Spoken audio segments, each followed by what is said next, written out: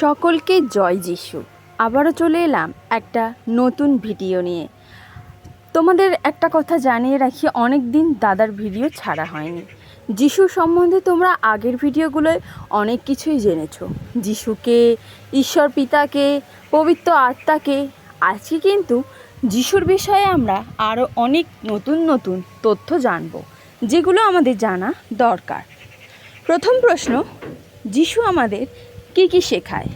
অর্থাৎ আমরা এই যে এতদিন যিশুর পথে আছি, যিশুর কাছে আছি, তাহলে যিশু আমাদের কী কী শেখায়, যিশুর কাছ থেকে আমরা কী কী শিখতে পাই? 1 নম্বর হচ্ছে প্রেম। যিশু মানুষকে তার প্রতি এবং প্রতিবেশীর প্রতি প্রেম করতে শিক্ষা দিয়েছেন। কি বলেছেন? তোমাদের প্রতি প্রেম করো যেমন আমি তোমাদের প্রেম করি। দ্বিতীয় কি? ক্ষমা। যিশু তার শত্রুদেরকেও ক্ষমা করতে শিক্ষা দিয়েছেন। এটা কোন বাণী থেকে আমরা পাই? পিতা, এদের ক্ষমা করো, কারণ এরা কি করছে এরা জানে না। 3 নম্বর, সাহায্য।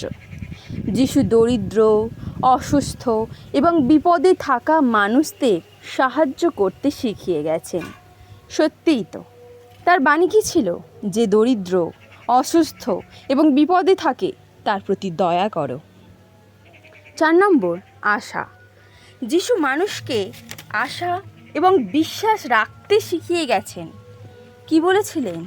ভয় পেও না, আমি তোমার সাথে আছি। এই বাণীগুলো অনুসরণ করেই মানুষ এক নতুন পৃথিবীতে প্রবেশ করতে পারে, যেখানে থাকবে শুধু প্রেম, শান্তি আর ভালোবাসা। এই যে 2025 সাল এসে গেছে, এই 2025 সালে ঈশ্বর কি করবেন? এই সালটা আমরা দেখতে পাচ্ছি যে খুবই ভয়ঙ্কর, তাই না? ভারত পাকিস্তানের যুদ্ধ চলছে এই সময়। তো এই সময় আমাদের কি করা উচিত?